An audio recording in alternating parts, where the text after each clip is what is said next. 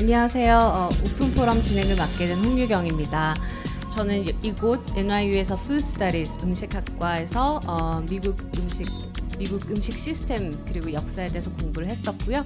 그리고 현재는 CJ 제일제당 뉴욕 형지법인에서 고추장 마케팅과 그리고 생면 브랜드 마케팅을 맡고 있어요. 여기 셰프님들 계신데 현장에서 느끼는 한식 세계화는 어떠신지 한 말씀 부탁드립니다. 홍익김 셰프님.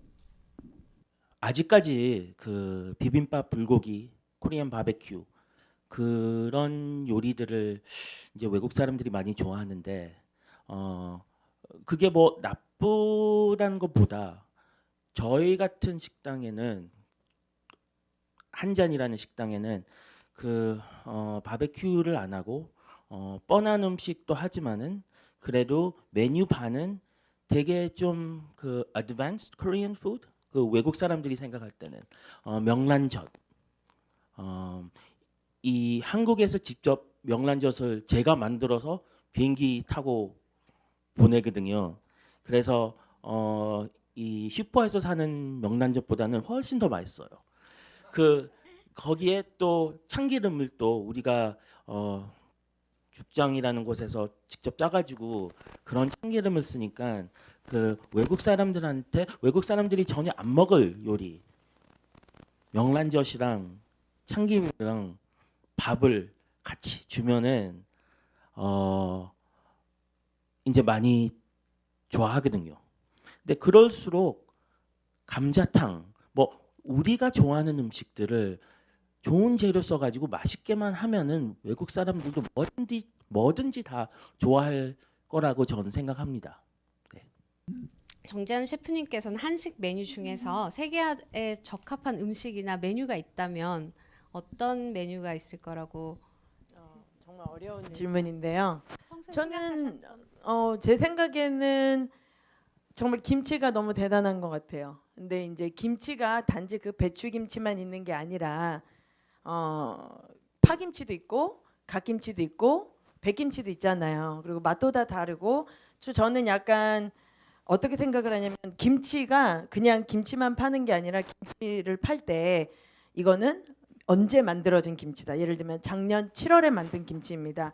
라고 한다면 그렇게 해서 손님에게 준다면 사는 사람도 약간 특별한 기분을 느낄 것 같아요. 이게 작년 7월에 왜 와인이나 이런 것들 치즈 이런 거 보면 다 빈티지를 붙이는 것처럼 김치도 왜 그렇게 하지 않으면 안 되는가라는 생각을 해본 적이 있어요. 그래서 김치 단지 그냥 배추김치만 하는 게 아니라 다른 스타일의 김치도 하지만 그거를 단지 그 약간 레이블을 붙이는 거죠. 작년 겨울에 만든 김치, 뭐 작년 12월에 만든 김치. 그러니까 와인도 사람들이 그냥 와인을 집지 않잖아요. 이게 언제 만들어졌는지 몇 년도산인지 그런 걸 보는 것처럼 저는 김치를 그렇게 해서 팔면 굉장히 매력 있을 거라고 생각해요. 아주 좋은 포인트인 것 같은데요. 김치가 건강식이다. 그리고 요즘 핫한 음식이잖아요. 그러다 보니까 심지어 farmers market 이런 데 가도 피클로 양배추를 만들어 놓고 김치라고 라벨을 파는 거를 봤어요. 그런 거를 봤을 때 어떤 생각이 드시는지 한국인 셰프 김치를 정말 만들 수 있는 한국인 셰프로서 어떻게 미국인이 김치를 응용을 해서 만드는 것을 보면 어떻게 생각하시는지 바람직하다고 생각하시는지요? 저 한 번은 그 TV 쇼를 봤는데 김치를 만드는데 미국 사람이 김치를 만드는데 고추장을 막 넣으면서 자기가 김치를 정말 잘하는 것처럼 막 하는 걸 봤어요. 그래서 그냥 근데 좀 우리도 김치를 이렇게 일반인들은 김치 만드는 걸 잘 못하잖아요. 그러니까 요리하시는 분들이나 어머니들은 김치를 하시지만 저희 세대 분들은 김치 담그지 않지 않나요? 그러니까 좀 그런 걸 우리가 좀 알고 있으면 그렇게 좀 알려줄 수 있지 않을까요?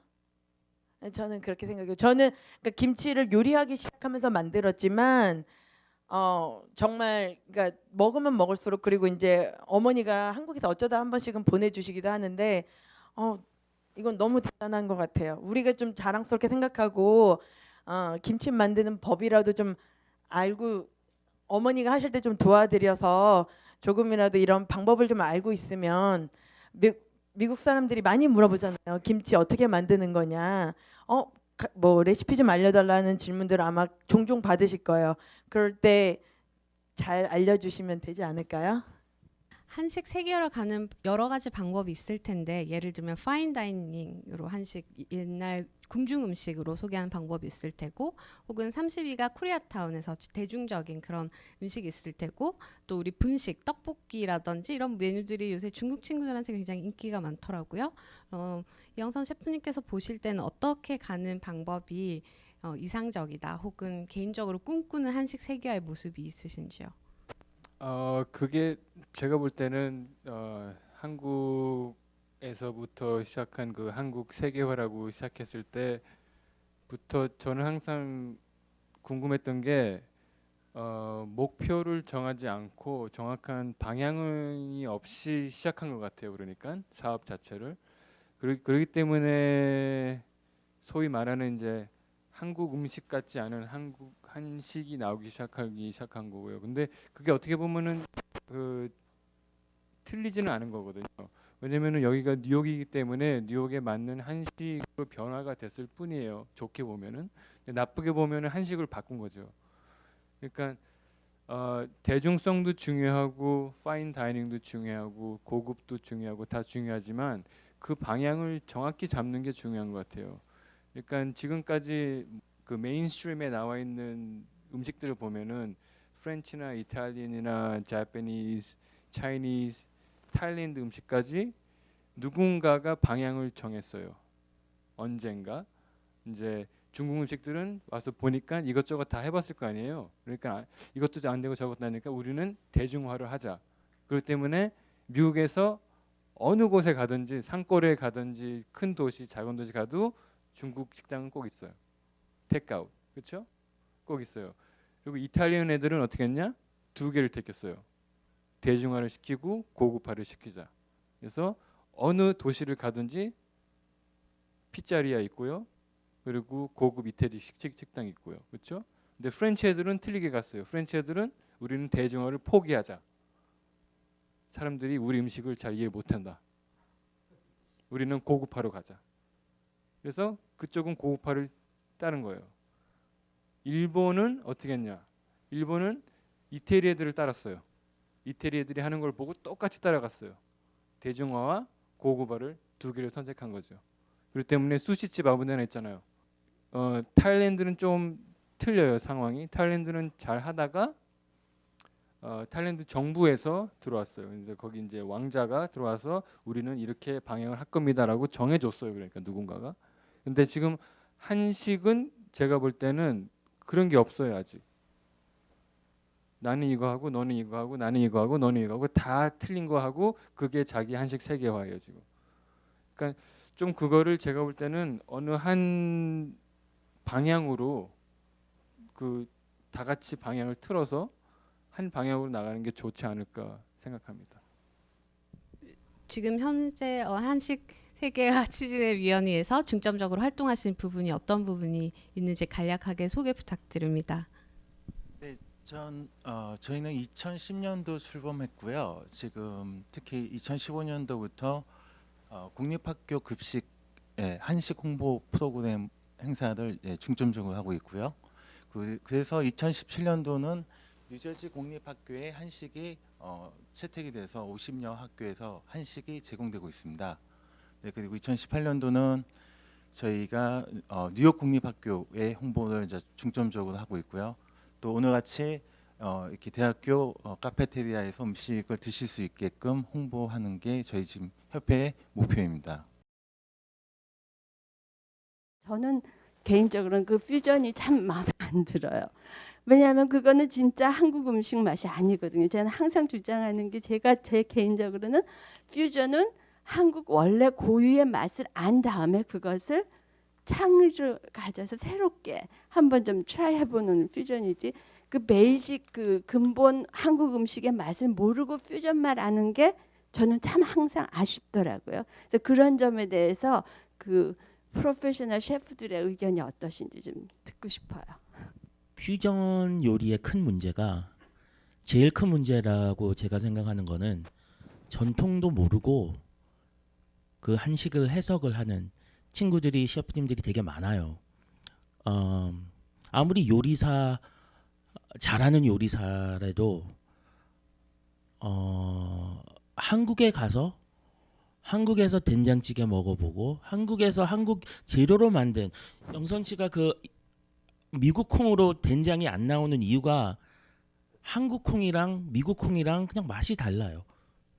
그래서 그거를 모르는 사람들이 한식을 해석해서 퓨전 요리를 하는 거는 파운데이션이 없는 요리, 알맹이가 없는 요리, 그냥 허세라고. 척 한식 척. 예, 그런 음식을 좋아하는 친구들이 어린 친구들이 좀 많죠. 근데 제가 이제 제 식당에 이제 시간이 좀 되고 저는 단지라는 곳은 퓨전이에요. 한잔이라는 곳은 진짜 전통 한식을 하고요. 근데 나이도 식당 둘이 차이가 나고 어린 친구들이 단지에 가고 또 뉴욕에 사는 분들은 한 잔을 더 좋아하고 그 대신 뭐 오하이오, 캘리포니아 뭐 다른 투리스트들은 한식이 너무 좀 exotic 하니까 첫 한식을 경험하고 싶은 식당은 단지라고 그래요. 그래서 이 퓨전이라도 잘 하면은 이 외국 사람들이 그 퓨전을 먹고 이 음식 맛있다. 더 알고 싶다. 된장찌개는 모르지만은 불고기가 맛있으니까 된장찌개도 맛있겠지. 그래서 그 curiosity를 켜주면서 천천히 교육을 시켜주면서 한식을 보여주는 게 저는 그게 맞다고 생각합니다. 제가 여기다가 하나 보탤 수 있으면은 보태는 건데요. 한국에 있는 한식이랑 여기에 있는 한식이랑 아시다시피 너무 틀려요. 그렇죠? 근데 음식 자체도 틀리면 제가 볼 땐 가장 틀린 점은 한국에 가면은 거의가 전문집들이잖아요. 메뉴가 없는 집도 있고 왜냐면 음식을 하나밖에 안 하니까. 근데 여기에 오니까 한식집에 가면은 메뉴가 188개예요. 메뉴 아이템이 말이 안 되잖아요, 좀. 근데 그거는 이제 미국 사람에 맞게 그거를 메뉴를 바뀌다 보니까 그 서비스를 바꾸다 보니까 그렇게 된 건 이해가 가겠는데 왜 꼭 미국 사람한테 맞추기 위해서 저의 전통과 문화를 바꿔야 될 필요는 없잖아요. 그러니까 제가 볼 때는 그 전문성을 더 요구하는 식당들이 필요한 것 같아요. 그러니까 뭐 기껏 해봤자 저희한테 있는 건 지금 설렁탕집과 순두부집밖에 없잖아요. 전문집이라고 하는 것들이. 그런데 그것마저도 순두부집은 그 집에서 순두부를 안 만들잖아요. 순두부를 사다가 그냥 끓여서 나가는 거잖아요. 저는 한국에서 저희 할머님이 두부 장사를 하셨어요. 아주 오래전에. 그래서 어렸을 때부터 손두부를 먹고 컸는데 그래서 저는 순두부가 뭔지 알아요, 정확히. 그래서 미국에 와서 순두부찌개라는 거를 먹는데 저는 깜짝 놀랐어요. 처음에 보고 이게 뭔가. 제가 먹던 순두부찌개랑 건 전혀 틀리거든요. 그렇기 때문에 제가 볼 때는 그 한국이 갖고 있는 좋은 전문성들을 갖고 와서 그런 식으로 메뉴를 꾸미고 그런 식으로 만약에 순두부집을 하고 싶으면은 두부를 만들어야죠, 여기서. 그렇게 해서 팔아야 되지 않는가. 그게 더 좋은 방법이 아닐까 생각하고 그 퓨전에 대해서는 훈이 셰프가 말한 게 좋은 말인데 정확히 그 자기의 그 한식을 정확히 알고 일단 퓨전이라는 뜻이 이거와 저거를 합쳐서 다른 뭔가가 나와야지 그게 퓨전이거든요. 이거랑 저거를 섞어서 만드는 게 아니고요. 이거와 이거를 더해서 만들어야 돼요. 그러니까 한식과 자기가 더하고 싶은 다른 음식을 더해서 코리안 퓨전이 나와야 되는 거죠. 그러기 위해서는 한식을 물론 잘 알아야 되는 게 중요한 거죠. 제 생각에는 그렇습니다. 정말 그런 어떤 정통을 지키면서 이렇게 우리가 그런 것들을 순두부 만들면서 이렇게 팔면 좋지만 사실 오너 입장에서는 팔아야 되잖아요. 이윤이 나야 되잖아요. 그걸 누가 정부에서 뭐 후원을 해주는 것도 아니고 그냥 그렇게 그런 어떤 정통을 지키는 것과 사람들의 입맛에 맞춰서 파는 것 그것들에 대해서 고민을 안 할 수가 없는데 그런 거에 대해서 뭐 브랜딩이라고도 말할 수 있고 그런 어떤 그런 셀링 포인트, 마케팅 이런 거에 대해서 어떻게 생각하시는지 궁금해요. 많은 사람들이 즐길 수 있는 대중화를 말할 수 있고 약간 고급적인스러운 대중화로 비교를 할 수가 있겠는데요. 음식을 찾는 사람들은 아주 다양합니다. 저희가 다양하듯이 아주 다양합니다. 그래서 저희들 학교에서도 가르칠 때도 그렇고 이제 셰프들끼리 미팅할 때도 그러지만 저는 어떻게 구분을 하냐면은 위에 20%, 밑에 20% 그리고 가운데 60%로 나눕니다.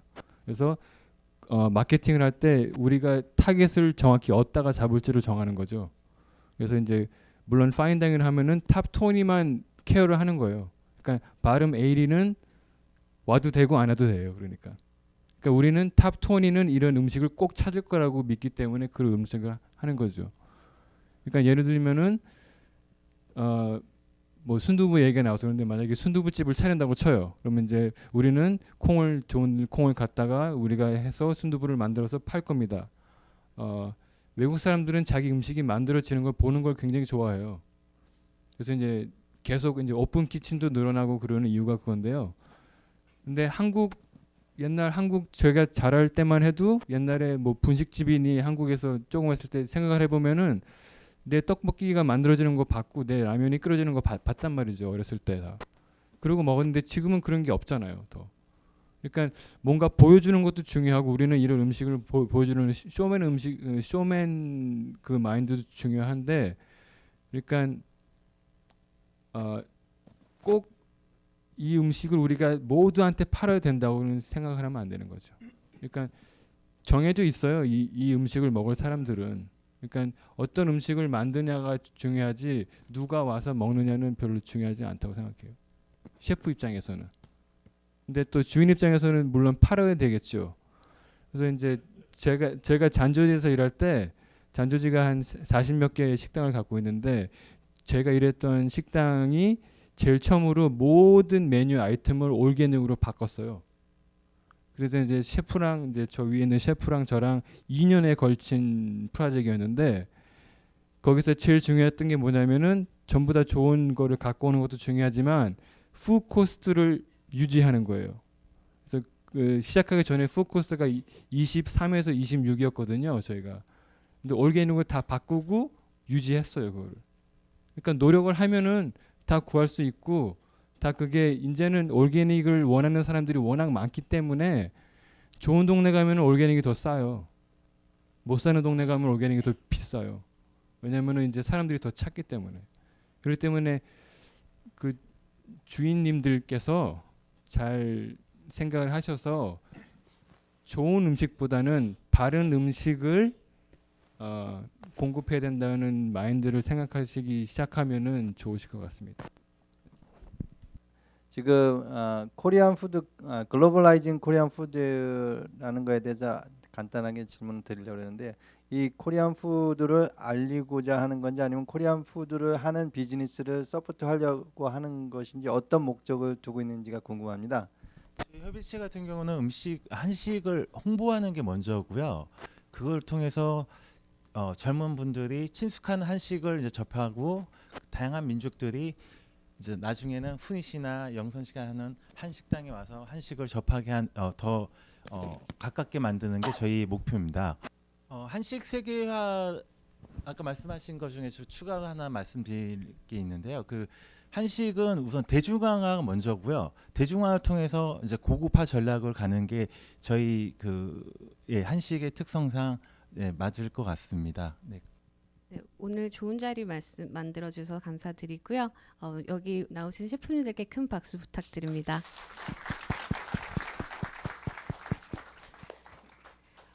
오늘 포럼에 참여해 주신 여러분께도 감사드립니다. 지금까지 오픈 포럼의 홍유경이었습니다.